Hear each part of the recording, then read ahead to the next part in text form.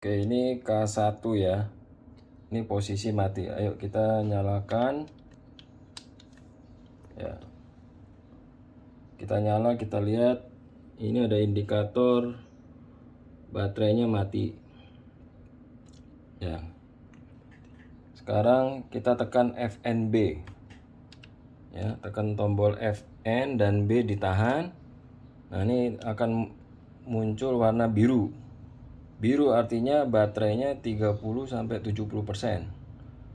Kalau hijau di atas 70%, kalau merah artinya baterai di bawah 30%. Ini mode tanpa kabel.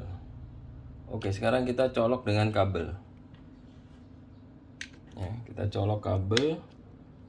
Nah, ini muncul warna merah di indikator baterai, artinya dia charging, ya, dia mencas baterai. Dia saat mode kabel dicolok, dia akan charging sampai penuh. Setelah penuh dia akan mati sendiri, discharge sampai habis. Cabut, pasang lagi, baterainya akan charging lagi.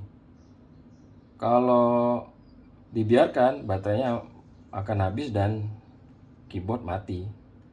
Ya, oke.